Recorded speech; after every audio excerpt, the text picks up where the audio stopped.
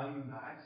I did my study on Motivation apps. So if you don't know what Motivation app, it's just like an app people install to essentially like monitor the screen time.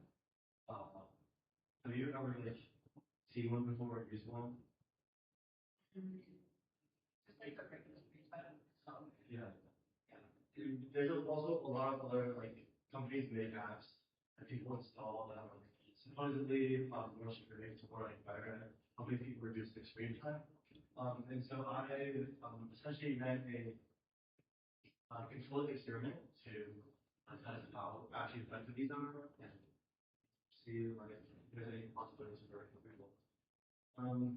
So over the past semester, I ran a study with 26 volunteers.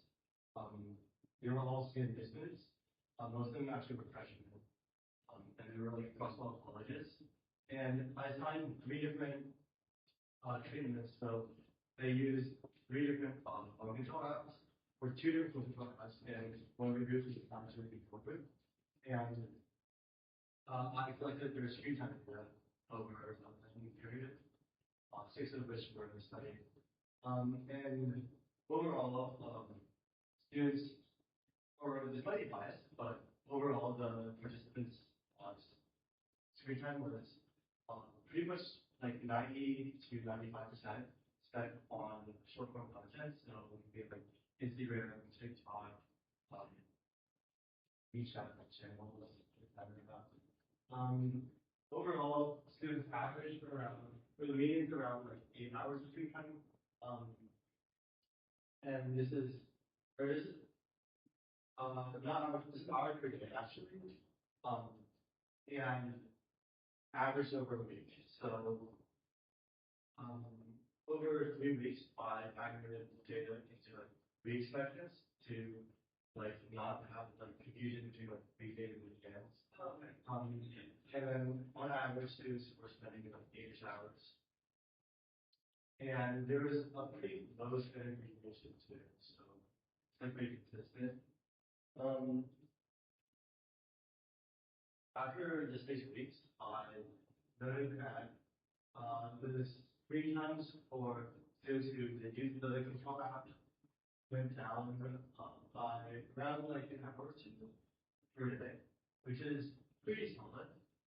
But overall, just most of the students that participated in the study, probably just because it was like management towards students who were willing to use the screen time app. Overall, most of the students did see like a significant decrease in their screen time usage over 6 weeks. And there was like a slight difference between the control and the test groups. So there's a control, and then there's the third bar, is it combining the two treatments together? Yeah, this one. In the program. This one, yeah.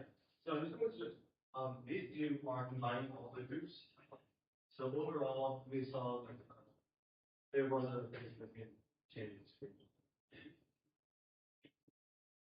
So there is like possible sorts of like bias in this study, but it does look like there's a difference between using screen time group or screen time control out.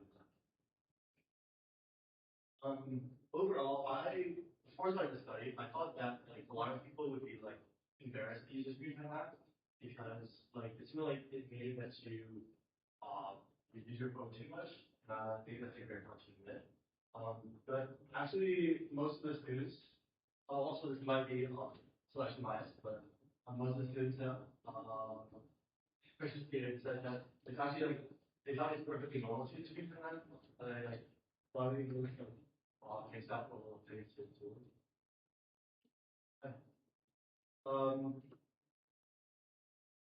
And a lot of the participants thought that the screen time apps that they used were not strong enough, and that it was just too easy to like press like wait or like keep using the app.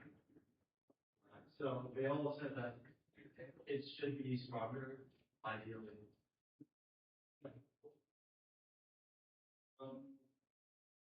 Additionally, is that a lot of their apps that they use also serve as messaging apps, so such as WeChat and Instagram. So you can't like entirely cut off your screen time or your use to that app, like lots of the screen time apps do. But instead, like they wanted something where you would be able to use it for like maybe 10 minutes. But anything over that should be restricted, which is like probably using that thing back to social media.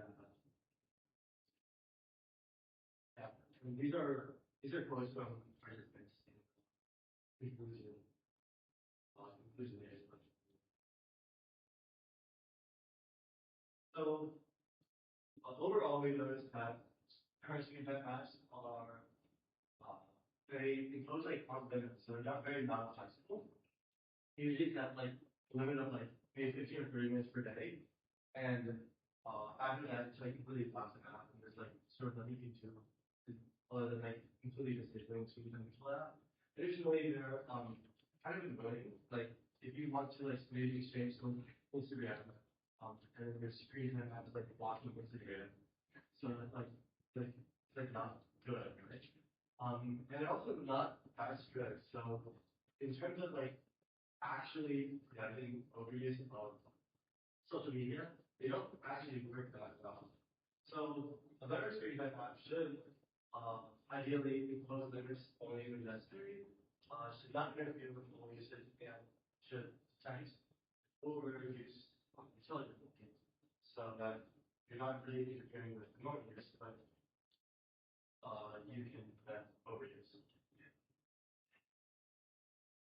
So in the future, I think it'd be good to collect more detailed screen usage data, so such as like where, when, and when like students are using and overusing screen time apps. So like maybe this is in the morning, they're like waiting up things going doom scrolling, that's not good. And maybe it's like right after class or something.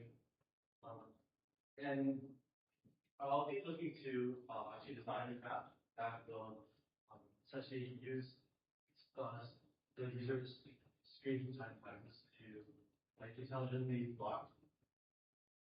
um, block apps during like the right time. So like maybe right after you like tell you that you like should be doing scrolling maybe, but it'll be less like exactly rigorous like floaters screen time apps are. And hopefully the major people will use less. Um, yeah.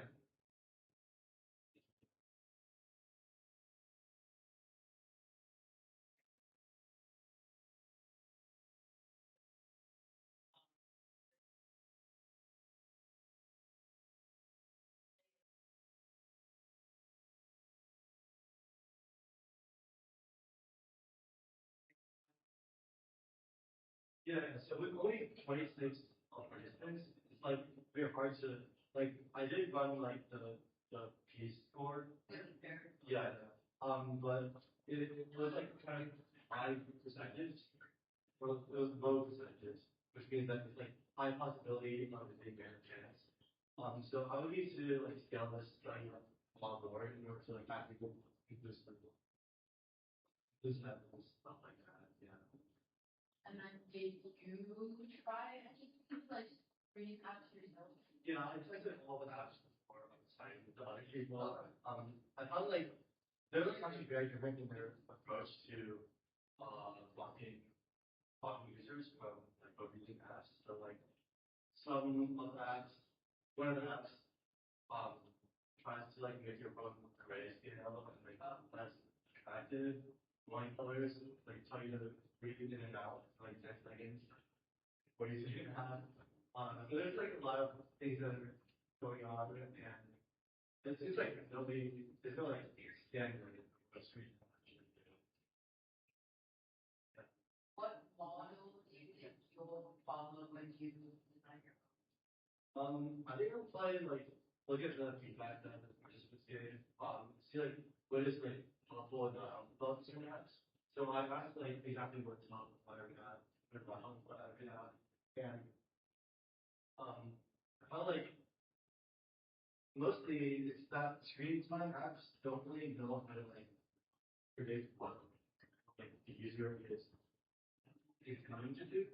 So it just like goes to block it in place of like crash or something. And that's just like not good. So I'll aim to like probably train some sort of model to predict like when the user is going to be overusing it, when it's going to be malicious. And probably incorporate that into smart blocking. If you try to look at the apps, how do you use manage? Yeah, I do. So about like 70% in the study, I think, out of the people doing 4 people dropped out, about 13. And out of the S group, I think 5 dropped out, so. Like after your experiment, then they dropped out and you discovered it, Yeah, yeah. Was there one that was counted together? I did notice, like, it seemed like possibly random chance, possibly like, but they were pretty similar, yeah. But like the Tom phone and like Squarespace app, they work with pretty similar. Yeah. It could be just due to like a small sample